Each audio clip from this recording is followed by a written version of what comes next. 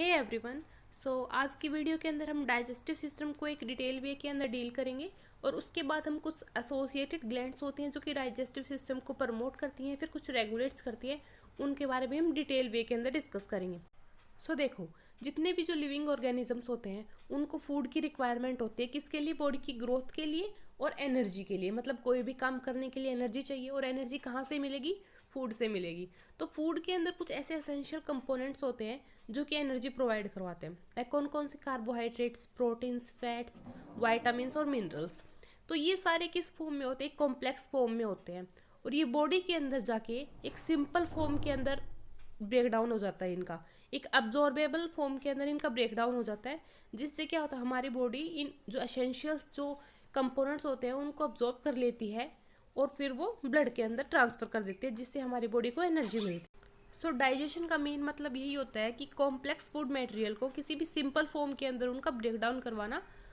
अगर हम ह्यूमन के डाइजेस्टिव सिस्टम के बारे में डील करेंगे तो उसके अंदर दो चीज़ें आएंगी। एक तो आएगा गैस्ट्रो इंटेस्टिनियल ट्रैक्ट, जिसको हम जीआईटी भी बोल देते हैं, और दूसरा आएगा एसोसिएटिव ग्लैंड्स। सबसे पहले हम जीआईटी के बारे में पढ़ेंगे, गैस्ट्रो इंटेस्टिनियल ट्रैक्ट। ये क्या होती है? एक ट्यूब होती है, ठीक है। एक ट्यूब के जैसे कहाँ से? माउथ से लेके एनस तक की एक कंप्लीट ट्यूब होती है, जिसके अंदर सारा जो डाइजेशन होता है वो इसके अंदर होता है। अब इसके अंदर कौन कौन से ऑर्गन आएंगे? सबसे पहले हम माउथ से स्टार्ट करते हैं। सबसे पहले आएगा माउथ, उसके बाद आएगा फेरेंक्स, उसके बाद आएगा ईसोफेगस, देन फिर stomach, small intestine, large intestine, and then anus. तो ये पूरी जो एलिमेंट्री कैनाल होती है, इसकी लेंथ कितनी होती है? इसकी लेंथ होती है 5 to 7 मीटर्स। उसके बाद हम देखते हैं कि जो जीआईटी होती है उसके पास क्या होता है? बहुत सारी ऐसी मसल्स की रिंग होती है, ठीक है। उन मसल्स की रिंग्स को हम बोलते हैं स्पिंचर। और इस स्पिंचर क्या कर पाते हैं कि ये फूड का, मतलब जैसे फूड हमारा स्टमक के अंदर आ गया तो ईसोफेगस के नीचे क्या होता है? एक स्पिंचर होता है जो कि फूड का बैकवर्ड मूवमेंट नहीं होने देता। तो इस स्पिंचर क्या करते हैं? फूड के बैकवर्ड मूवमेंट को प्रिवेंट करके रखते हैं। अब हम जीआईटी के सभी ऑर्गन्स को डिस्कस करेंगे। सबसे पहले हम बात करते हैं माउथ की। माउथ को हम क्या बोल देते हैं? ओरल और बक्कल कैविटी भी बोल देते हैं। जो बक्कल कैविटी होती है वो किस किस से चीज़ से बनी होती है? चिक्स से, पैलेट से, लिप्स से और टंग से। अगर हम इस डायग्राम को डिस्कस करते हैं तो देखो, सबसे पहले क्या होता है? माउथ होता है, फिर क्या होती है? सैलिवरी ग्लैंड्स होती है। सैलिवरी ग्लैंड कहाँ पे होती है? हमारे जो ईयर होता है उसके एंटीरियर साइड में होती है। उसके बाद क्या होता है? ईसोफेगस होता है, उसके बाद स्टमक होता है, फिर स्मॉल इंटेस्टाइन होती है, फिर लार्ज इंटेस्टाइन होती है, फिर होता है रेक्टम, और फिर होता है एनस। तो ये तो पूरी हो गई एलिमेंट्री कैनाल। और जो ये लीवर्स, पेनक्रियाज और जो गॉल ब्लैडर्स होते हैं, ये क्या करते हैं? ये एसोसिएटिव ग्लैंड्स होती है जो कि हमारे डाइजेस्टिव सिस्टम को प्रमोट करती हैं। अब हम माउथ के अंदर टीथ के बारे में डिटेल वे के अंदर डिस्कस करते हैं। तो टीथ की जो डेवलपमेंट होती है, उसके टाइप्स, उसके नंबर्स, और माउथ के अंदर उनकी अरेंजमेंट कैसी है, इन सब की जो स्टडी को हम बोल देते हैं डेंटेशन। और जो टीथ होते हैं वो दो टाइप के होते हैं। एक तो हो गया डेसिडियस और दूसरा हो गया परमानेंट। जो डेसिडियस होते हैं वो क्या होते हैं कि 10 साल तक के बच्चे के में अंदर डेसिडियस टीथ रहते हैं, उसके बाद क्या होते हैं? वो रिप्लेस हो जाते हैं परमानेंट टीथ के अंदर। जो डेसिडियस टीथ होते हैं उनका जो नंबर होता है वो कितना होता है? 20 होता है। मतलब हर जो के अंदर वो कितने होते हैं? 10 होते हैं। और जो इनका जो फॉर्मेट होता है इनका याद रखने का, वो कितना होता है? वो होता है 4-4। उसके बाद ये रिप्लेस हो जाता है किससे? परमानेंट टीथ के अंदर। और जो परमानेंट टीथ होता है उनका नंबर कितना होता है? 32। उनका जो फॉर्मेट होता है वो कितना होता है? 2-1-2-3। और जो ये फॉर्मेट होता है ये हाफ जो का होता है, ठीक है। अगर हम अपर जा को डाइसेक्ट कर दे तो उस आधे सेक्शन के अंदर जो टीथ की जो अरेंजमेंट होगी उसको हम ऐसे फॉर्मेट के रूप में देखते हैं, लाइक 2-1-2-3। 2-1-2-3 का मतलब क्या होता है? जो पहले दो हैं वो तो क्या होंगे? इंसीजर होंगे, फिर एक कैनिन होगा, फिर उसके बाद 2 क्या होंगे? प्रीमोलर होंगे, फिर जो 3 होता है वो क्या होगा? मोलर। तो इस पिक्चर के अंदर हम देखते हैं, देखो क्या होता है। सबसे पहले क्या होता है? सेंट्रल इंसीजर, फिर होता है लेटरल इंसीजर। तो ये क्या होंगे? 2 हो गए नंबर में, तो इनको बोल देंगे 2। फिर क्या होगा? कैनिन, और इनको हम कैप्सिड बोल देते हैं। तो ये किस नंबर में होता है? ये 1 होगा ये, तो 2-1। उसके बाद थर्ड क्या आता है? प्रीमोलर। प्रीमोलर कितने होते हैं? फर्स्ट सेकंड, 2 नंबर होते हैं, तो इनको बोल देंगे 2-1-2। उसके बाद जो मोलर होते हैं वो 3 नंबर में होते हैं, फर्स्ट सेकंड और थर्ड। थर्ड को हम विजडम टीथ भी बोल देते हैं, जिसको बोलते हैं ना आक्कल जाड़। तो अकल जड़ को हम बोलते हैं विजडम टीथ। ये हमारे मतलब 30 के अप्रोक्स ही हमारे आते हैं। ये जो थर्ड जो मोलर टीथ होता है ये 30 के अप्रोक्स आता है, तो इसलिए इनके अरेंजमेंट को हम बोल देते हैं 2 1 2 3। उसके बाद हम देखते हैं कि जो टीथ होते हैं वो एम्प्टीड कैसे होते हैं। कि जैसे क्या होता है कि जो जॉ बोन होती है हमारी, वो एक सॉकेट बना लेती है और उस सॉकेट के अंदर क्या होता है, टीथ आ जाता है और एम्प्टीड हो जाता है। तो इस टाइप की जो अरेंजमेंट होती है इसको हम बोल देते हैं थिकोडोंट। अब हम एक पर्टिकुलर टीथ के बारे में डिस्कस करेंगे। तो देखो टीथ क्या होता है, 3 टाइप के रीजन से बना होता है। ऊपर वाले रीजन को तो जो हमारे मतलब विजिबल होता है वाइट कलर का, उसको तो हम बोल देते हैं क्राउन। उसके बाद क्या होता है जो कि गम्स के अंदर रहता है, उसको हम बोल देते हैं नेक। और फिर जो कंप्लीटली एम्प्टीड होता है गम्स में और जो कि जो बोन के अंदर, उसको हम बोल देते हैं रूट। तो देखो सबसे पहले क्या होता है, प्लग कैविटी होती है, उसके आउटर कवरिंग क्या होती है, डेंटिन। डेंटिन क्या होती है, मच स्ट्रोंगर देन होती है बोन से, क्योंकि इसके अंदर कैल्शियम कंटेंट होता है वो बहुत ज़्यादा होता है।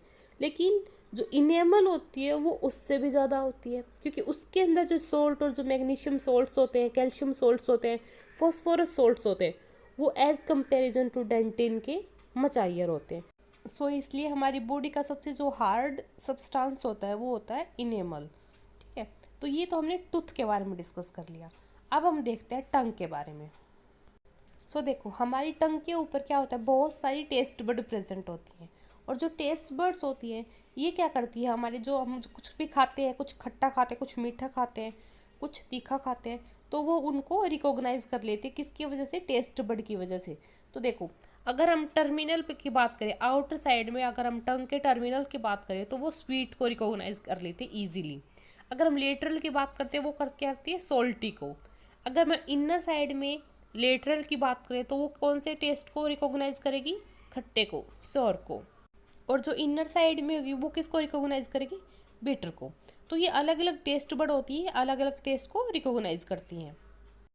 अब हम देखते हैं कि जो हमारी टंग होती है वहाँ पर कुछ ग्लैंड्स होती हैं जिनको हम बोलते हैं लिंगुअल ग्लैंड्स।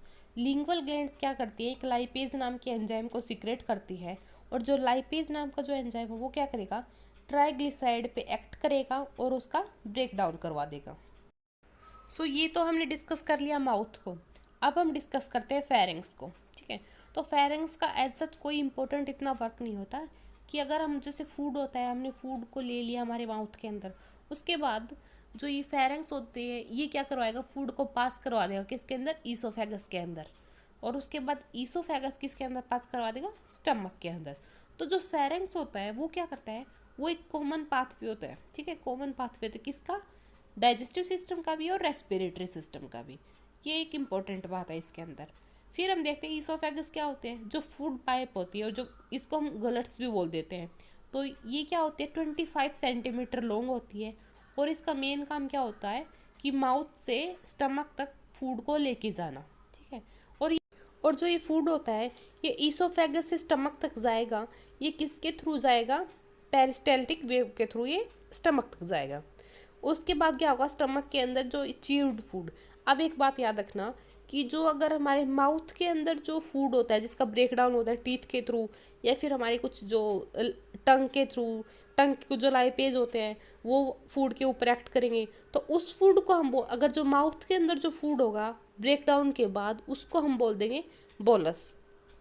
और जब ये बोलस स्टमक के अंदर आ जाएगा और स्टमक के अंदर कुछ गैस्ट्रिक जूस होते हैं जो कि इस फूड के ऊपर एक्ट करेंगे और इसको ट्रांसफ़र कर देंगे किसके अंदर, सेमी लिक्विड फूड के अंदर। ठीक है, तो उसको उस टाइप के जो फूड को हम बोल देंगे काइम। ठीक है, तो ये बात याद रखना, अगर माउथ के अंदर जो फूड होगा उसको हम बोल देंगे ब्लोगस और उसके बाद स्टमक में जो आ जाएगा उसको हम बोल देंगे काइम। अब हम देखते हैं कि जो स्टमक होता है वो 5 पार्ट से मिलकर बना होता है। कौन कौन से, सबसे पहले आता है कार्डिया, फिर फंडस, फिर कॉर्पस और फिर एंट्रम और पाइलोरस।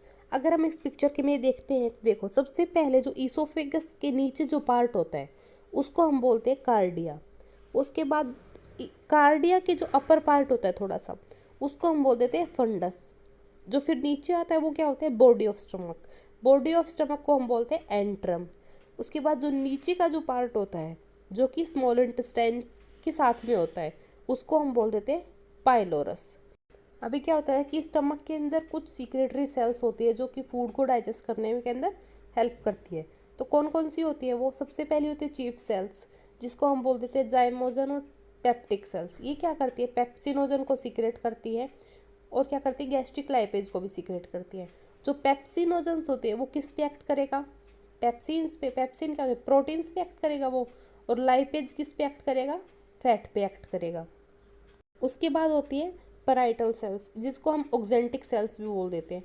ये क्या करती है? ये मेन HCl को सिक्रेट करती है और इंटर्नसिक फैक्टर को सिक्रेट करती है, मतलब कि विटामिन B12 को सिक्रेट करती है, जो कि फूड के एब्जॉर्प्शन में हेल्प करता है। और अगर हम गैस्ट्रिक जूस के सिक्रेशन की बात करें तो जो हमारा स्टमक होता है वो एक दिन के अंदर 2 लीटर के अप्रोक्स गैस्ट्रिक जूस का सिक्रेशन करता है पर डे। ये तो हमने स्टमक को देख लिया। अब हम देखते हैं स्मॉल इंटेस्टाइन के बारे में। तो स्मॉल इंटेस्टाइन में क्या होता है कि अगर हम एलिमेंट्री कैनाल के बारे में बात करते हैं तो सबसे ज़्यादा डाइजेशन और अब्जॉर्प्शन स्मॉल इंटेस्टाइन के अंदर ही होता है। और जो स्मॉल इंटेस्टाइन की जो लेंथ होती है वो कितनी होती है? 6 मीटर होती है। और इसके अंदर 3 रीजन होते हैं। सबसे पहले डुओडेनम, फिर जेजुनम और फिर इलियम। जो डुओडेनम होता है वो कहाँ पर होता है? वो होता है स्टमक के पास में। और जो इलियम होता है वो कहाँ होता है? वो होता है लार्ज इंटेस्टाइन के पास में। ठीक है। तो जो स्मॉल इंटेस्टाइन जो वॉल्स होती है उन वॉल्स के अंदर कुछ फिंगर लाइक प्रोजेक्शन होते हैं, मतलब इंटेस्टिनियल ल्यूमन्स के साइड में कुछ फिंगर लाइक प्रोजेक्शन होंगे, जिसको हम बोल देते हैं विलाई। और इनका काम क्या होता है? इनका काम होता है म्यूकस को सीक्रेट करना। उसके बाद हम देखते हैं कि कुछ ग्लैंड्स होती हैं इंटेस्टाइन के अंदर, जिसको हम बोल देते हैं बर्नर ग्लैंड। ये क्या करती है? जो ये म्यूकस रिलीज करती है, जो म्यूकस का जो नेचर होता है वो बिल्कुल अल्कलीन सिक्रेशन होता है, अल्कलीन नेचर होता है। क्यों? ये इसका मेन काम क्या होता है कि जो स्टमक के अंदर जो HCl सीक्रेट हुआ है तो उससे क्या हो गया? उससे जो फूड का जो नेचर हो गया वो कैसा हो गया? एसिडिक हो गया। तो जो एसिडिक नेचर होता है वो हार्म करेगा स्मॉल इंटेस्टाइन को, अगर वो ऐसे ही आ गया तो उससे क्या होगा कि जो स्मॉल इंटेस्टाइन होती है वो पहले ही बर्नर ग्लैंड्स होती है, वो पहले अपने जो एल्कली सिक्रेशन करवा देंगे, जिससे जो एसिडिक नेचर होगा फूड का वो न्यूट्रलाइज हो जाएगा और स्मॉल इंटेस्टाइन को हार्म नहीं होने देगा। उसके बाद कुछ ब्रश बॉर्डर एंजाइम्स भी होते हैं, जो क्या कौन कौन से होते हैं? Mainly dextrinase, maltase, sucrase, lactase, aminopeptidase, nucleosidase. ये क्या करते हैं? मेनली ये कार्बोहाइड्रेट, फैट और प्रोटीन्स, इनके ऊपर क्या करेंगे? अपना जो एक्शन शो करेंगे और इनका ब्रेक डाउन करवा देंगे। अब हम लार्ज इंटेस्टाइन को डिस्कस कर लेते हैं कि जो लार्ज इंटेस्टाइन होती है उसका जो डायमीटर होता है वो ज़्यादा होता है as comparison to small intestine के। और क्या होता है? वो शॉर्टर होती है as compare to small intestine के। उसके पास क्या होते हैं? 3 पार्ट्स होते हैं, केकम, कोलोन और रेक्टम। अगर हम इस डायग्राम की हेल्प से देखें तो देखो, सबसे पहले क्या होता है? इलियोकोकल वॉल्स होती है। ये इलियोकोकल वॉल्स होती है। यहाँ पे क्या होगा? जो स्मॉल इंटेस्टाइन का जो मटेरियल्स होता है वो किस में आएगा? लार्ज इंटेस्टाइन में आएगा। सबसे पहला जो पार्ट होगा लार्ज इंटेस्टाइन का वो कौन सा होगा? केकम होगा। उसके बाद क्या होगा? कोलोन आएगा। कोलोन में क्या होगा? असेंडिंग, ट्रांसफर और डिसेंडिंग, ये 3 कॉलोन्स होंगे। ठीक है। सबसे जो लार्जेस्ट पार्ट होता है लार्ज इंटेस्टाइन का वो कोलोन ही होता है। उसके बाद क्या होगा? सिग्मोइडल कोलोन आएगा। सिग्मोइडल कोलोन मतलब कि थोड़ा सा एस शेप का। उसके बाद क्या होगा? रेक्टम। उसके बाद क्या होगा? एनएस। और ये कुछ सेगमेंट्स होते हैं जिसको हम बोलते हैं हिस्टोरम। ये क्या करती है? ये फूड की मूवमेंट के अंदर हेल्प करवाती है कि मतलब जो क्या कहते हैं हमसे कोलोन से कि फूड रेक्टम में जाएगा तो वो इन सेगमेंट्स की हेल्प से जाएगा। और इसके अंदर एक और ऑर्गन भी होता है जिसको हम बोलते हैं अपेंडिक्स। ये क्या होता है? केकम के बिल्कुल नीचे साइड में होता है। ये क्या करवाता है? बैक्टीरियल इन्फेक्शन से हेल्प करवाता है। लेकिन इसका जो अभी ये वेस्टिजियल ऑर्गन ही हो गया है, क्योंकि इसका कोई ऐसा खास फंक्शन हमें कुछ दिखता नहीं है। और जो मेन बात जो लार्ज इंटेस्टाइन की होती है वो क्या होती है कि उसके अंदर कोई भी डाइजेस्टिव एंजाइम प्रोड्यूस नहीं होगा। मतलब कि जितना भी जो अब्जॉर्प्शन होता है वो सिर्फ स्मॉल इंटेस्टाइन तक ही होता है। उसके बाद जो अगर जो अब्जॉर्प्शन होगा सिर्फ वो किसका होगा? वाटर्स का हो जाएगा, सोल्ट का हो जाएगा। लेकिन जो मेन जो कंपोनेंट्स होते हैं लाइक कार्बोहाइड्रेट, प्रोटीन्स और फैट्स, इनका अब्जॉर्प्शन लार्ज इंटेस्टाइन के अंदर नहीं होगा। इसलिए इसके अंदर कोई भी डाइजेस्टिव एंजाइम का सिक्रेशन नहीं होगा। सो इसका मेन काम क्या होता है कि जो अनडाइजेस्टेड मटेरियल्स होता है उसको स्टोर करके रखना या फिर उसको एलिमिनेट करना बॉडी से। और जो एलिमिनेशन होगा वो किसके थ्रू होगा? वो होगा एनएस के थ्रू। तो ये हमने पूरी एलिमेंट्री कैनाल्स को डिस्कस कर लिया है। अब हम बात करते हैं कुछ एसोसिएटेड ग्लैंड्स के बारे में जो कि हमारे डाइजेस्टिव सिस्टम को प्रमोट करती हैं। सो देखो, इनमें सबसे पहले आ जाती है सलाइवरी ग्लैंड्स। सलाइवरी ग्लैंड्स कहाँ पर होती है? माउथ में होती है। माउथ में कहाँ पे होती है? जो हमारा जो ईयर होता है उसकी इंफीरियर और एंटीरियर साइड में प्रेजेंट होती है, ठीक है। उसके अंदर क्या होती है? कुछ पैरोटिड ग्लैंड्स होती है। पैरोटिड ग्लैंड्स क्या सीक्रेट करती है? एक पटाइलिन नाम का जो अमाइलेज होता है वो सीक्रेट करती है। ये नाम याद रखना, पटाइलिन, ठीक है, ये मेन इंपॉर्टेंट है। पटाइलिन होता है जो कि क्या करती है? एक सलेवरी अमाइलेज होती है। और जो सलेवरी अमाइलेज होती है ये कौन सा होता है? ये अल्फा अमाइलेज होता है। और अगर पेनक्रियाज के अंदर जो अमाइलेज का जो सिक्रेशन होगा वो कौन सा होगा? वो होगा बीटा अमाइलेज। जो अल्फा अमाइलेज होता है और बीटा अमाइलेज के अंदर क्या डिफरेंस होता है कि जो अल्फा अमाइलेज होता है वो सिर्फ अल्फा 1,4 ग्लाइकोसिडिक बॉन्ड को ही ब्रेक डाउन करेगा। मतलब कि जो कार्बोहाइड्रेट्स होते हैं उसके अंदर क्या होता है कि जो डाइसेट्राइड्स होते हैं, पॉलीसेट्राइड्स होते हैं, वो अल्फा 1,4 या फिर अल्फा 1,6 बॉन्ड के थ्रू लिंक्ड होते हैं। तो जो अल्फा अमाइलेज होता है ये सिर्फ अल्फा 1,4 ग्लाइकोसिडिक बॉन्ड को ही ब्रेक डाउन करेगा, अल्फा 1,6 ग्लाइकोसिडिक बॉन्ड को ब्रेक डाउन नहीं करेगा। तो ये तो हो गया पैरोटिड ग्लैंड्स के बारे में। अब हम दूसरी ग्लैंड्स के बारे में देखते हैं जिनको हम बोलते हैं इब्नर्स ग्लैंड्स। तो इब्नर्स ग्लैंड्स होती हैं ये क्या करती है? लिंगुअल लाइपेज का सीक्रेशन करवाती हैं। और जो लिंगुअल लाइपेज है, लाइपेज किसका ब्रेक डाउन करवाएगा? लिपिड्स का, ठीक है। तो ये लिपिड्स का ब्रेक डाउन करवाती है। तो अगर हम देखें कि जो फूड का जो अगर हमने कोई भी हमने फूड लिया है तो उसका ब्रेक डाउन हमारे माउथ के अंदर हुआ है, तो माउथ के अंदर किसका डाइजेशन स्टार्ट हो जाएगा? अमाइलेज और लाइपेज का, ये दोनों एक्ट करेगी वहाँ पे। तो अमाइलेज किसके ऊपर एक्ट करेगा? कार्बोहाइड्रेट के ऊपर। और लाइपेज किसके ऊपर एक्ट करेगी? लिपिड्स के अंदर, लिपिड्स के ऊपर। तो क्या होगा कि हमारे माउथ के अंदर कार्बोहाइड्रेट और लिपिड्स का जो मेटाबॉलिज्म है वो स्टार्ट हो जाएगा, ठीक है। उनका डाइजेशन स्टार्ट हो जाएगा माउथ के अंदर ही, ठीक है। अब हम बात करते हैं सेकंड ग्लैंड के बारे में जिसको बोलते हैं लीवर। तो लीवर क्या होता है? लार्जेस्ट ग्लैंड होती है हमारी बॉडी की।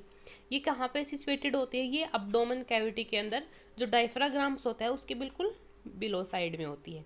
इसकी जो फंक्शनल यूनिट होती है जो लीवर की, उसको हम बोल देते हैं हिपैटिक लोब्यूल्स। और जो हिपैटिक लोब्यूल्स है ये कवर होते हैं कि एक थिन कनेक्टिव टिश्यू से, जिसको हम बोल देते हैं गिल्सन कैप्सूल्स।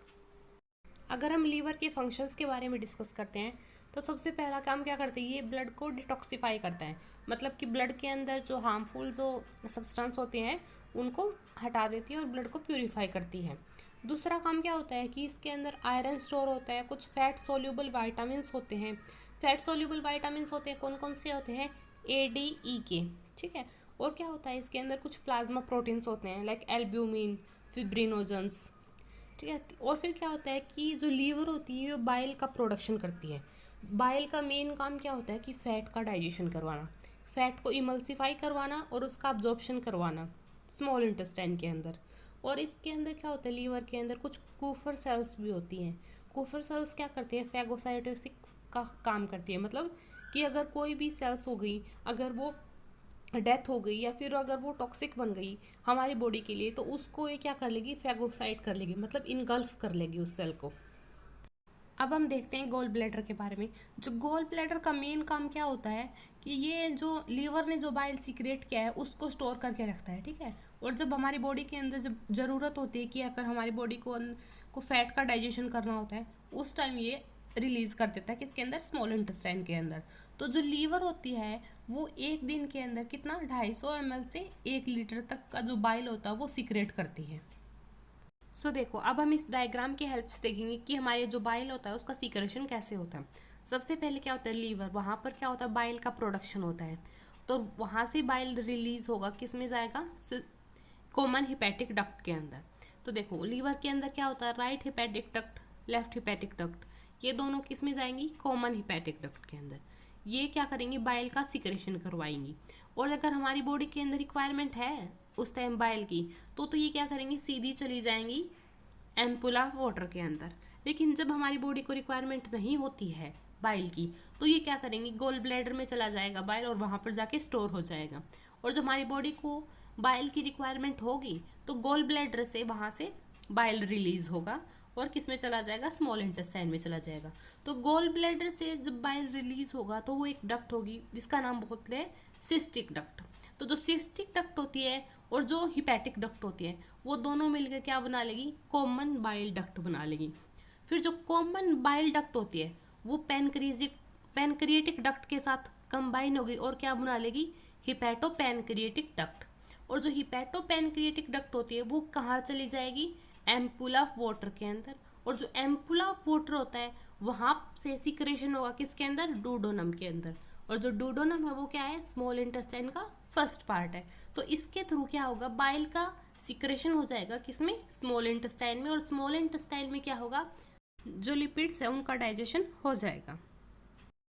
अब हम देखते हैं बाइल की कंपोनेंट्स कौन कौन से होते हैं, कि बाइल किन किन चीज़ों से मिलकर बना होता है।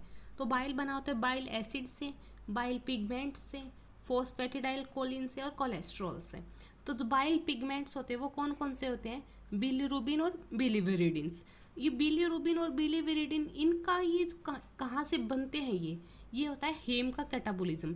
हेम कैटाबोलिज्म मतलब कि जो आरबीसीज होती है जब उनका डिस्ट्रक्शन होता है, जब उनका ब्रेकडाउन होता है, उस टाइम पर ये जो दो पिगमेंट्स होते हैं बिलीरुबिन और बिलीविरिडिन, इनका सिक्रेशन होता है। और जो इन पिगमेंट्स का मेन काम क्या होता है कि जो फेसेस का जो ब्राउन कलर आता है या फिर अगर यूरिन का अगर जो येलोइश कलर आता है तो वो इन्हीं पिगमेंट्स की वजह से आता है। और जब हमारी बॉडी के अंदर जो बिलीरुबिन जो एक नाम का जो पिगमेंट होता है उसकी कंसंट्रेशन ज़्यादा हो जाती है, ठीक है, तो उस टाइम पे एक कंडीशन डेवलप होती है जिसको हम बोलते हैं जॉन्डिस, जैसे कि पीलिया, ठीक है। तो पीलिया कब होता है, जब हमारी बॉडी के अंदर बिलीरुबिन जब ज़्यादा अमाउंट में हो जाता है। और ये कब होता है ज़्यादा अमाउंट में, या तो क्या होगा कि जो आरबीसी का डिस्ट्रक्शन हो रहा है वो बहुत ज़्यादा हो जाएगा, या फिर क्या होगा, ऑब्स्ट्रक्शन ऑफ बाइल डक्ट। मतलब कि जैसे अगर हमारी बॉडी के अंदर बहुत ज़्यादा कोलेस्ट्रॉल्स हो गया तो वो क्या करेगा, जो बाइल डक्ट्स होती है तो उनको प्लग अप कर देगा। और उससे क्या होगा कि हमारी बाइल डक्ट से जो ये पिगमेंट्स होते हैं ये रिलीज़ नहीं हो पाएंगे और हमारी जो एक्स्ट्रा सेलुलर जो फ्लूइड्स होते हैं उसके अंदर इनकी कंसंट्रेशन ज़्यादा हो जाएगी, जिससे ये कंडीशन डेवलप हो जाएगी। सो ये हमने गोल ब्लैडर और लीवर को डिस्कस कर लिया है। अब हम डिस्कस करेंगे पैनक्रियाज को। जो पैनक्रियाज होती है एक मीजोक्राइन ग्लैंड्स होती है, मतलब कि एक्सोक्राइन और एंडोक्राइन दोनों ग्लैंड की तरह एक्ट करेंगी। अगर हम बात करें एक्सोक्राइन ग्लैंड्स की तो ये कुछ पैनक्रिएटिक जूस को सिक्रेट करेंगे। और जो पैनक्रिएटिक जूस होता है उसका जो नेचर होगा वो कैसा होगा, हाईली अल्कलाइन होगा। और इसका सिक्रेशन कहाँ पर होगा, इसका सिक्रेशन होगा स्मॉल इंटेस्टाइन के अंदर। तो जो एक्टिनर सेल्स होती हैं इसके अंदर पैनक्रियाज के अंदर, ये क्या करती है, कुछ एक्सोक्राइन ग्लैंड्स का सिक्रेशन करवाती हैं। और इसके अंदर 4 टाइप के पैनक्रिएटिक एंजाइम्स होते हैं। सबसे पहले तो होता है प्रोटियोलाइटिक एंजाइम। प्रोटियोलाइटिक एंजाइम मतलब कि प्रोटीन का ब्रेकडाउन करवाना। दूसरा होता है अमाइलेज, मतलब कि कार्बोहाइड्रेट्स का ब्रेकडाउन करवाना। तीसरा होता है लाइपेज, मतलब कि लिपिड का ब्रेकडाउन करवाना। लेकिन इसके अंदर क्या होता है, लाइपेज पैनक्रियाज में एक लाइपेज के नाम पे एक कोलिपेज एंजाइम होता है जिसका मेन फंक्शन वही होता है कि लिपिड का भी ब्रेकडाउन करवाना। सो याद रखना कि कोलिपेज का मेन फंक्शन होता है लिपिड का ब्रेकडाउन करवाना। फिर आता है न्यूक्लिएज जो कि न्यूक्लिक एसिड का ब्रेकडाउन करवाएगा, आइदर आरएनए और डीएनए। तो ये क्या होगा, ये होगा पैनक्रियाज। सो यही 4 जो एसोसिएटेड ग्लैंड्स होते हैं कौन कौन से, salivary gland, liver, gall bladder और पैनक्रियाज। इन्हीं 4 ये क्या करती है, ये मेन कुछ एंजाइम्स का सिक्रेशन करती हैं, जिससे क्या होता है हमारी बॉडी के अंदर जो कॉम्प्लेक्स मटेरियल्स होते हैं लाइक कार्बोहाइड्रेट, प्रोटीन्स, फैट्स, इन सब का डाइजेशन होता है इजीली। अब ये लास्ट में एक समरी है जो सारे एंजाइम्स के बारे में बताएगी कि कौन कौन से एंजाइम्स प्रोड्यूस होते हैं और इनका साइट ऑफ एक्शन कौन सा होता है, इनकी ऑप्टिमम पीएच कितनी होती है और ये मेन किस चीज़ का डाइजेशन करवाते हैं। सो हमने इन सब चीज़ों को एक ब्रीफ वे के अंदर पहले देख लिया है कि एक शॉर्ट समरी है, एक शॉर्ट रिव्यू है इन सब का। So thank you for watching and stay tune for further learning.